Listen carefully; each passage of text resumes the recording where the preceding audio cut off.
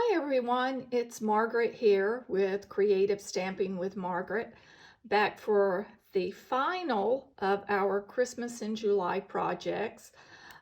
Throughout the month, I've been posting various projects that you could do for the upcoming holidays in a few months. This is a good way to get ahead on things. But with this final project, I'm featuring the Art in Bloom set bundle, which is in the Stampin' Up! Annual Catalog. And this is just a good way to show you how to use stamps that you use throughout the year to create a holiday card. Because obviously Art in Bloom was not designed for the holidays, but by using some of our traditional holiday colors and some designer series paper that's holiday themed, we have our holiday card. So let's get started. Just one thing I want to point out about this Art in Bloom, it has the hybrid embossing folder.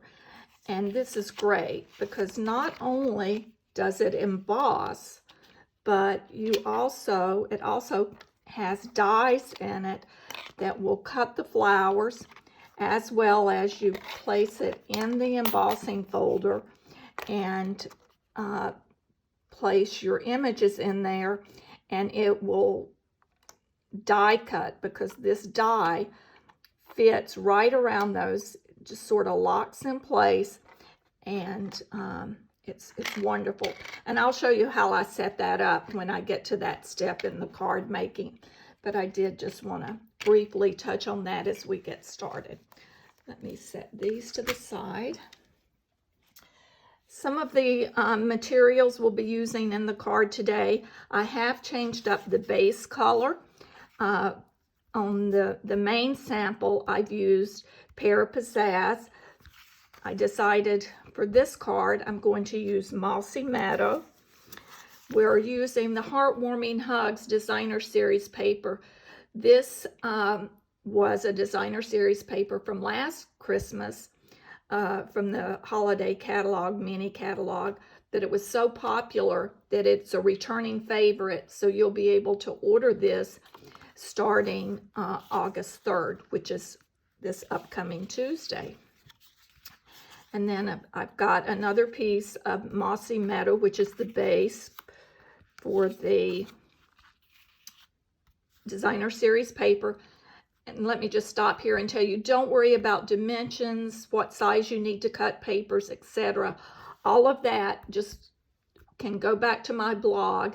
There'll be a link in this video, in the description of this video, where you can go to the page that will have all of the cut dimensions listed. You'll also need approximately a 4x4 piece of basic white for stamping the flowers on that we'll be cutting. You'll also need 2 pieces of basic white, one for the interior and then one that we're going to that's texture embossed. So, and of course, just a scrap piece of basic white for stamping your sentiment. You'll need the oval dies as well as some basic rhinestones. And I'm using Real Red for the bloom embellishments. So let's get started.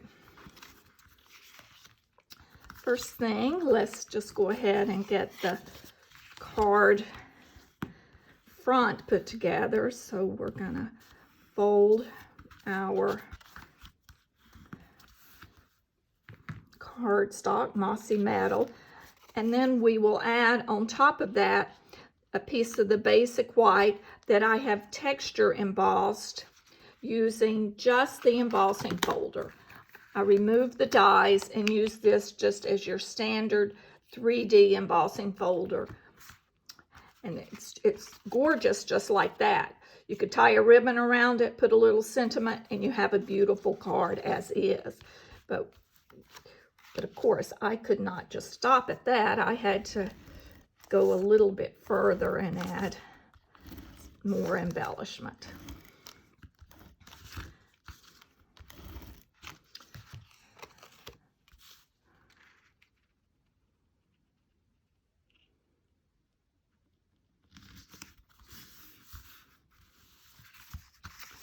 And then we'll do the same here with our Designer Series paper. Put your adhesive on the back.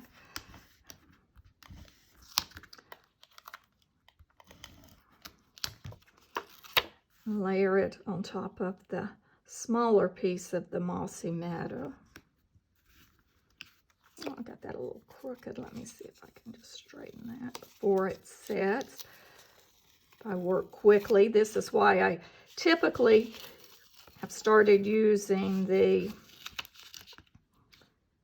liquid adhesive. It gives me a little bit more play, but if you don't press your well, I just made that worse. If you don't press the seal down, you can, and if you work quickly, you can remove that. But see, we can easily fix it. And then, of course, we could have just placed our flowers to cover where that edge is off a little.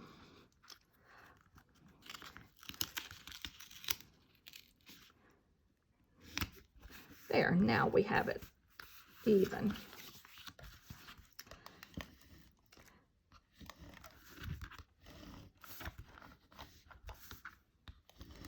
And we're going to just continue layering this card, adding these layers. We'll place that approximately in the center. Press that down firmly so that adhesive takes hold. So we'll set that to the side and move on to our stamping. So for this, let me pull all of the pieces.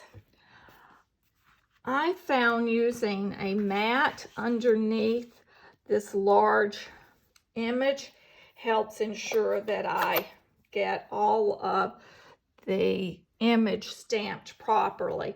And one thing that you'll notice when you get the stamp set, all three of these flowers are one large stamp.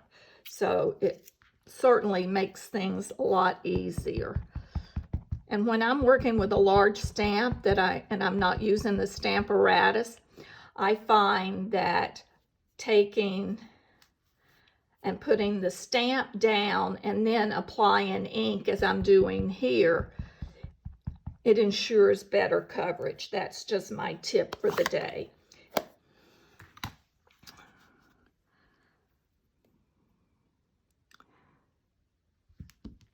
And we'll just stamp this. Press around to make sure that I'm transferring all the ink from the stamp image onto my paper. Look how gorgeous. That makes just a gorgeous print flower there. You could cut those out and leave them as is. Put a little bit of Winkostella in the middle and that would just pop. But I wanted to go ahead and color these flowers all the way through. So even though the main stamp of each of these floral blooms is one stamp, there are coordinating stamps for each of these flower images for you to stamp. So, and what I found was they line up. This is a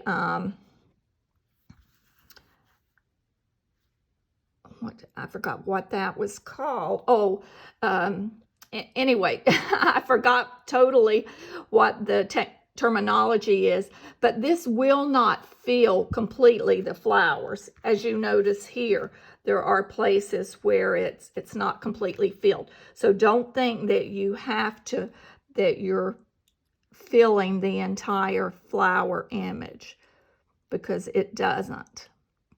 There will be some white showing.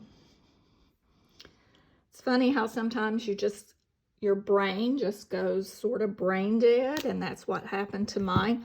But see how that's just gorgeous. That little bit of white does add a little interest to it.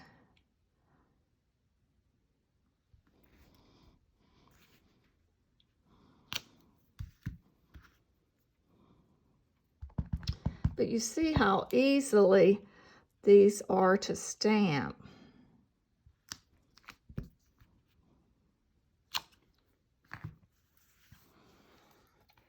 Let me close this red or else it will be all over my fingers.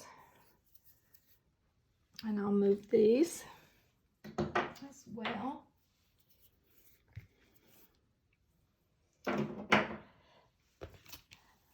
So then the next step is you would be cutting this. You would want to cut these flowers. So on your embossing folder, you have the raised side and then you have the indented side. The dies will fit and lock in place on the indented side. So you just line those up until they lock in place. When you set those in there, you'll feel that they lock in place. See, I can't move them. They've locked. Then what I do, what I have found best to do is sort of eyeball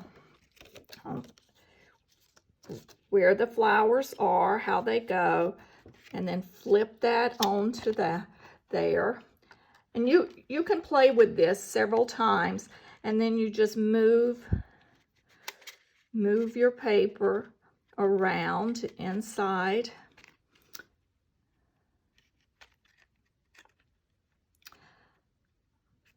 Of the image.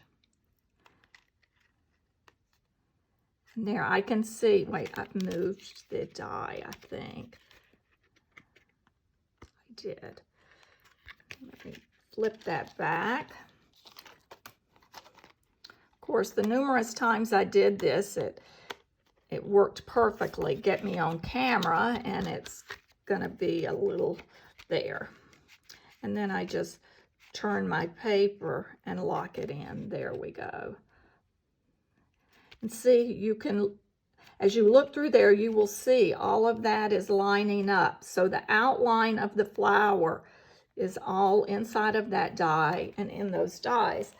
Then the next step would be to pull in the embossing machine. And since this is a 3D die, all I need is my base plate and then plate number 4. So you're using plate 1 and plate 4. You just line that up.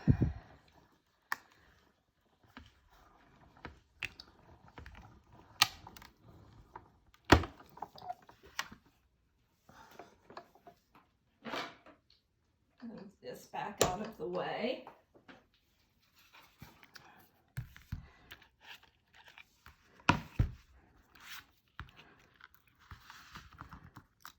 And then as you see, we have our gorgeous images. So let me move this out of the way now, and we'll finish up the assembly of the card. See how easy that was?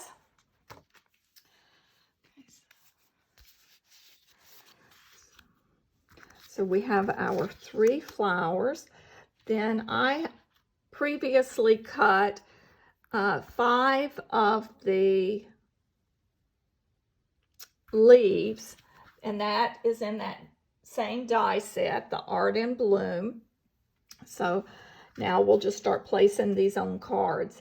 And for this, I am using dimensionals. So the first thing I like to do is just go ahead and put some dimensionals on the back.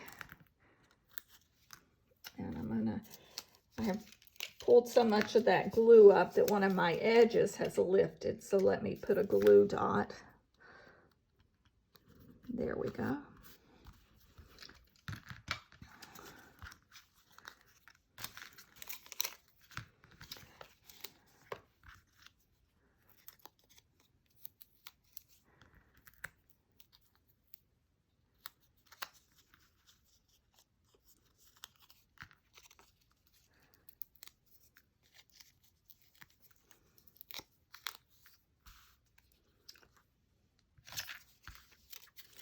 And then I found the easiest way to attach the leaves is just to take and put a tiny glue dot on them and place it where I wanted behind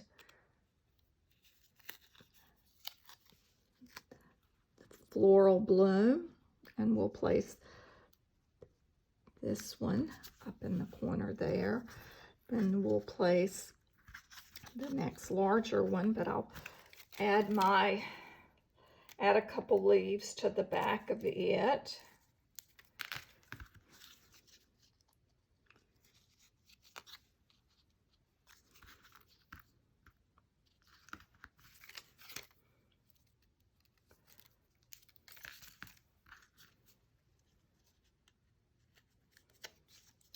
And now add our dimensionals.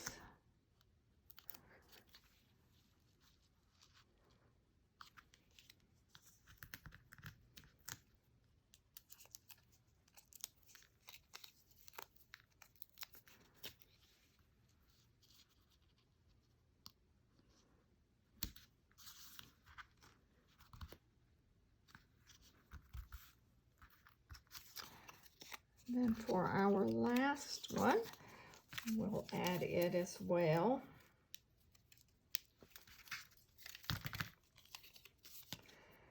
Determine where I would like a couple of the leaves. We'll put one down here and another off to the other side. And you can play with how many leaves you'd like. If you want fewer, but I felt that it needed to have a few more leaves just to help balance the appearance. I need one more little dimensional. And this one's a little high, but that's okay that it goes over the side. And then for our sentiment, I decided to use the Happy Holidays, which is in the Poinsettia Petals stamp set. And there again, you will find that in the annual catalog. I could not find my Mossy Meadow, but there it is. And at first I stamped it in red, but then decided I liked it with the green. So that's why I went with that. But if you wanted to keep things more monochromatic as far as the ink, obviously you could use your real red. So we just slide this into the dual oval punch. I love this punch. It provides such versatility. And I have propped this up also with dimensionals.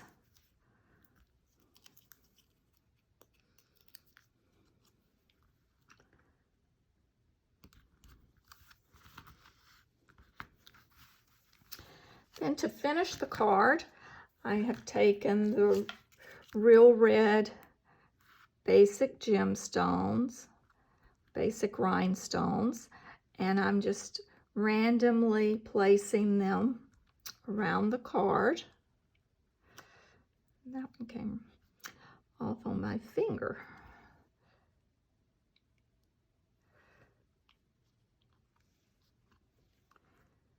It just gives it a little bit of bling. And then for the last touch,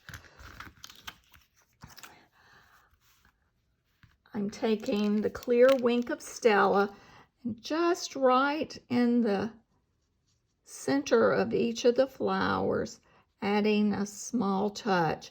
I know that really doesn't show up on camera, but when you see the card after you've made it, that Wink of Stella just adds a little touch of elegance to the card.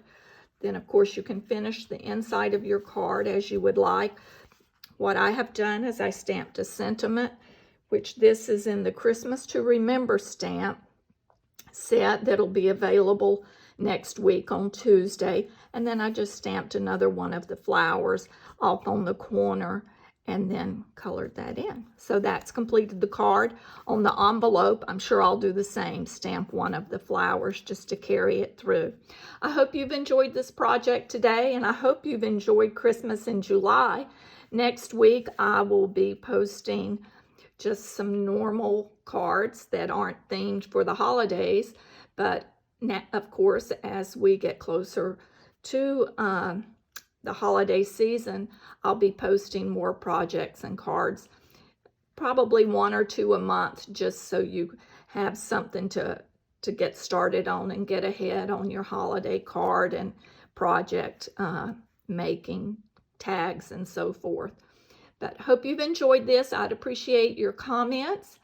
And if you would, hit that subscribe button on YouTube. My grandson reminded me I have not asked people to do that, but I would really appreciate that. And again, if you want the details for the measurements, etc., just go back to my website and you will find the project listed under Art in Bloom Holiday Card. Have a great weekend.